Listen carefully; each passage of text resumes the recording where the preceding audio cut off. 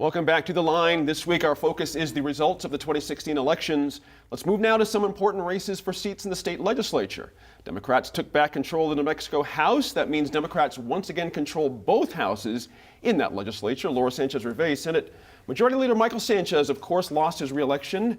It was surprising to you? Not surprising? I mean, we had $370,000 spent against him. That's an awful lot of money in a state like New Mexico. Did you not have a prayer at that point? I found it very surprising, and the reason is that a lot of that money, the majority of it, I think, was spent on ads, on TV ads. So, and that reaches a much bigger audience than Meaning just the outside people of his district, outside his of voting his district. Yeah. And so, to me, it was not clear that there was going to be a correlation between that amount of money spent on media and the votes back home. And so clearly, there was, in addition to that media, there had to be a ground game that went along with it, and I was not aware of that because it's not my district. What I find troubling is that Greg Baca was never even, there was no introduction of him at all. So all of the press was just negative against Michael, and nothing actually introducing who Greg Baca was, other than almost as a footnote in one of Michael's ads talking about his unpaid child support. So I found that really troubling. The other thing that was interesting is just the vacuum, the leadership vacuum that comes out of this. This is a huge issue now. And of course for Martinez and for McCleskey, this is a huge win, but at what cost? Rather than spend money on trying to save the House, where you could have had at least one House on your side to try to deal with your agenda moving forward, they put all their eggs in the defeat Michael Sanchez basket. So in some ways, in terms of the bigger picture, I think the Democrats made out better in this election because of that strategy. But they really lost out, because of the leadership and just the amount of years that Michael Sanchez had. So what I found very interesting, having been, at some of the watch parties and victory, using quotes, party, is just how quickly some of the senators were caucusing already around who they were going to elect. And I found that interesting and somewhat troubling because, to use a bad analogy, it wasn't even like, the body wasn't in the ground yet, let alone cold, and they were already talking about who the next leadership was going to be, who the next leader would be. And it sounds like they're, some of the names that have come out are Peter Worth, Michael Padilla, and possibly Cervantes from down south. So I've heard his name as well. So it'll be interesting to see what happens, but certainly we're going to see some gridlock in terms of any kind of agenda that Martinez has coming up. I'm glad you finished with that. Mayor, pick up on that if you would. This is going to be a very interesting session. Is this going to be about more for position this next session versus getting things done? I mean, do you know what I mean? I think this will be preparing. I think a lot of it will be positioning for the next gubernatorial election. That's right. I very much see that. And the governor has never been terribly close to the Republican caucus in the legislature, whether they had a majority or not. Governor Martinez has remained very independent. And I'd like to talk about a couple races in southern New Mexico. What I find interesting is the Advanced New Mexico Now PAC seems to be really, really good at defeating candidates, but not good at electing them. See that in District 32, where an opposed primary, one Republican was targeted, was defeated, but they weren't able to get her to beat the Democratic opponent. And at the same time, we saw, as I'd mentioned before, a divide. The National Committee woman for the Republican Party of New Mexico is the wife of the Speaker of the House. She comes back from the convention. Of course, her job is to support the Republican nominee. So without calling it out or without being ugly, I think it just shows there is a very clear unspoken divide amongst the highest levels of the state party. And what I have to talk about District 38, recently vacated by the Honorable Diane Hamilton, also known to me as Mama. That's right. The Republican running for her seat was attacked. Super PAC money came in, and I think this is a bright spot for New Mexico, is the way she overcame that is my mother, who is a well-regarded woman, was willing to, even though there was bad press, she was willing to say, I support Rebecca. I don't think this is true. I think you should support Rebecca. And seeing that really old school politics come back into play, it didn't matter what they spent. Last note on District 38, last time there was an open seat, $16,000 was spent by the winner of that election, who I also know very well.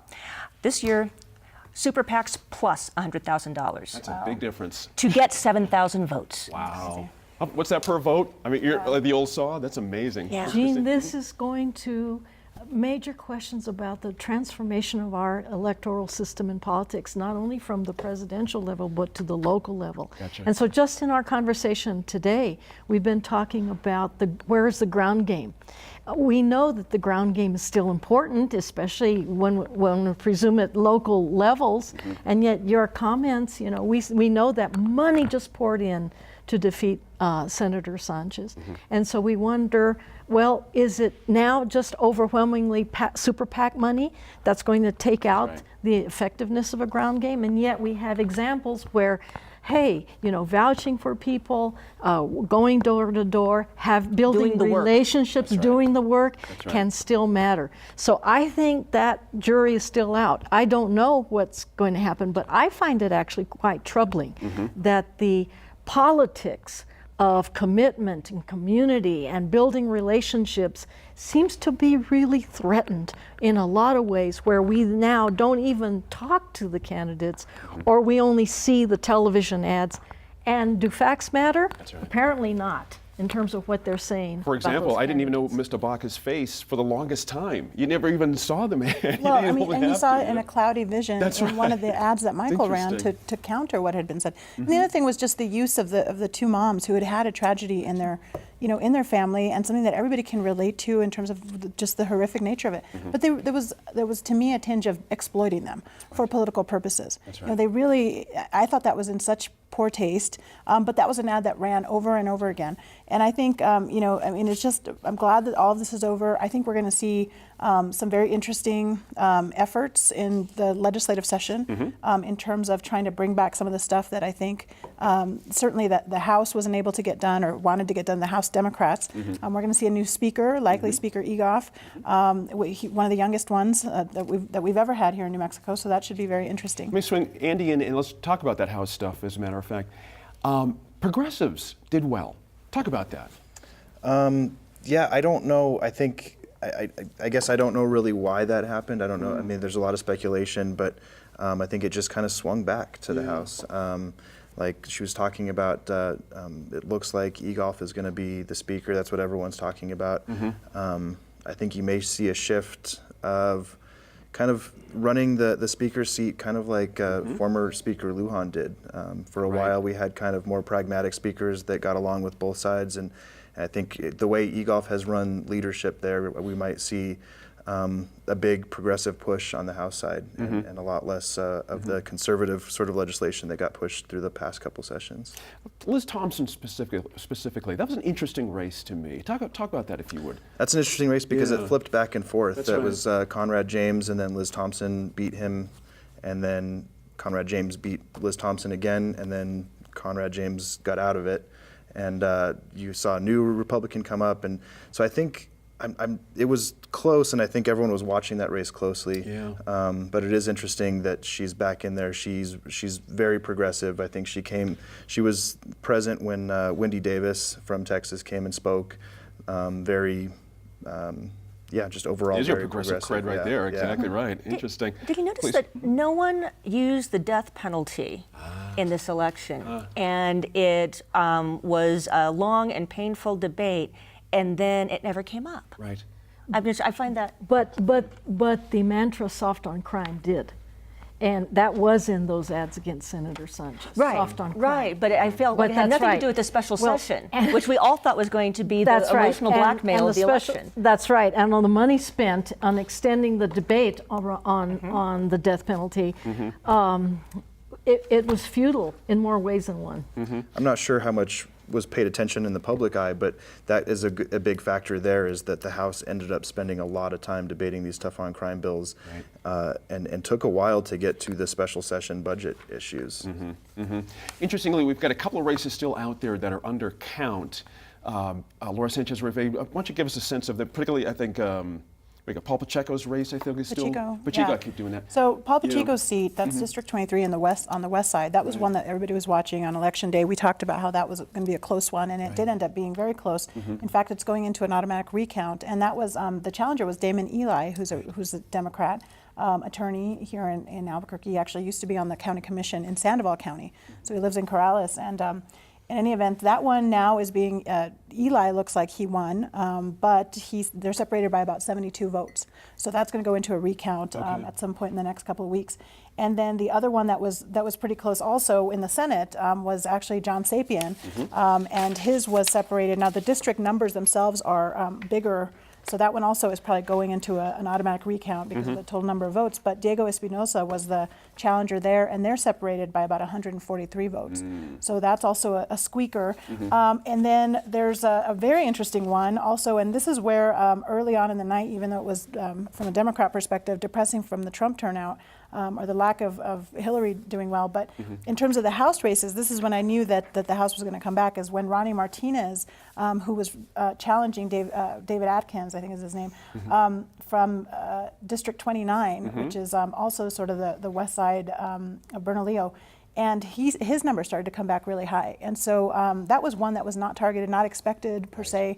A lot of these other ones we've talked about that flipped, the Liz Thompson one, the Zimmerman one down in Grant County in Silver City, that went back to Rudy Martinez, who held it before. Very tight. Very tight one also. And then the McMillan and Ferrari race, which we talked about also on Election Day, that was one that last time was just by a couple of votes.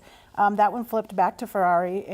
But the one with Ronnie Martinez, David Atkins, it's separated by 2 votes. Right. So when you think about, I think it was 64-18 to 64-16 or something crazy like that. So very, very close, tight races. We've had lots and of then coin Andy flips in our Nunez state. is Please. out Good. as Yeah, well. that's right. That's I right. have a comment on, and we're bringing Governor Martinez back into this.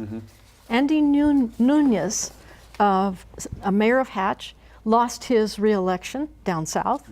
He had carried Governor Martinez's driver's license bills for several sessions. That's right. And Paul Pacheco did so most recently. That's right. And these are allies of Martinez who carried her bills on a very contentious issue that it lasted legislative session after legislative session. Right. If Pacheco loses, I would say that Martinez didn't win on that either. And so she has 2 years to show leadership, figure out the state budget, figure out how to work with a Democratic-dominated legislature. Right. And she is also the head of the Republican governors and being seen as, soft on Trump. So she It's a has dilemma. got major challenges ahead of her. Andy, for you on that one too, the atmospherics, I'm glad Christine took us there. I have to think Democrats are going to be highly emboldened this next session, highly. And the governor's in a bit of a tough spot. And so it seems to me, as Christine just mentioned, you've got your allies that will carry certain things for you, but it's a long game. You know what I mean? You never know. Would Republicans be inclined to pull back just a little bit? She's almost on lame duck status here in a little bit. So I think it's going to be an interesting dynamic. When the Republicans took control of the House, they almost had this mentality of an abused child or something, where they just came back and really hit it strong to the Democrats. And I don't know if that's going to happen now, if the Republicans are still going to push. I was just thinking about it earlier today that right to work was one of the first things that came out when the Republicans took over. They said, okay, this is something that we can get through. And of course it didn't get through the Senate.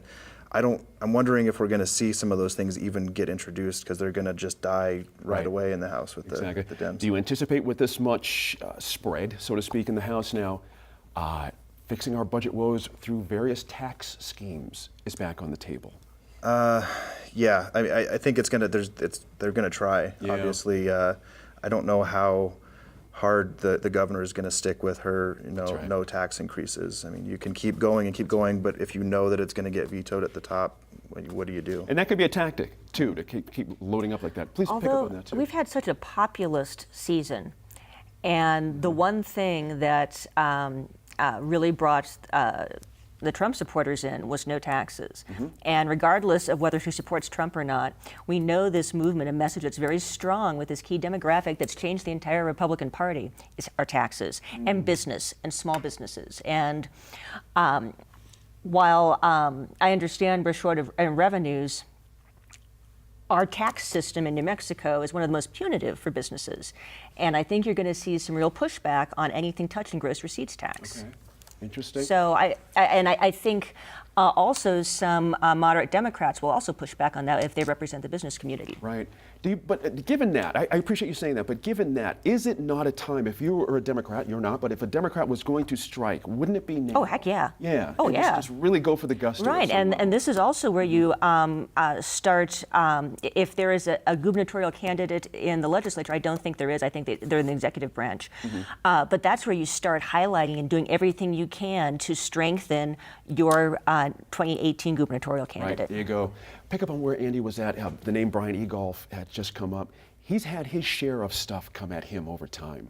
He's a tough guy. You know what I mean? That's how you make it in this thing. But it's different when you're in a leadership position. Do you know what I mean? And he seems like he wants a political career down the road. Is he in a good spot right now? He's in a great spot right now. I mean, you know, I give him a lot of credit for the outcome in the House, the fact that so many seats were flipped. He had a very targeted, a very specific program, raised a lot of money, got a lot of different groups together to do fundraisers for the House caucus, and implemented it very well by hiring the right people on the ground and getting it done. And contrast that with what happened in 2014. Big difference, and it wasn't as well executed, and you saw the outcome of that. Right. So I think the fact that he was able to, you know, address that need and target the right people and make sure that things got done on the ground makes a huge, I mean, it speaks very well to his leadership ability. Being in the speaker position and being able to appoint people to different committees is going to make a huge difference in terms of stopping things like right to work and other potential bills from being, I mean, they're going to be introduced, but they're not going to move anywhere, is what's probably And that's how the legislature's worked almost, it's worked since territorial days. The Republicans don't get measures through. It just doesn't happen. Interesting. So, I'm sorry. Go ahead. No, I'm just saying, but the gray skies over all of this discussion, I think, is the fiscal crisis of our state. And we are now in a terrible situation of lack of economic growth. That's right. A major salient issue all across our state. So there's going to be no time for game playing, in other words, is what you're saying. People need to be focused. I think John Arthur Smith is going to be even more influential in voicing, you know, kind of the sky is falling time. Right. Isn't that wild? Andy, you know, to sum this up, you know, we've got a situation now where nobody knows anything, basically. We're just sitting here like everybody else in this world musing about what could possibly happen. But for the press, what's the challenges for you now as a working press person? I think it's the same as, I mean, just we're just like the public trying to, it's a lot of speculation, a lot of kind of reaching out to people and what's going to happen, and no one really knows what's going to, there's a lot of unknowns even for us. Right. Yeah. Interesting to have this discussion after this election. Really fascinating. Thank you all for being here. I'm Gene Grant. Thanks for joining us for New Mexico in Focus. And as always, we appreciate your time and effort to stay informed and engaged. We'll see you next week in Focus.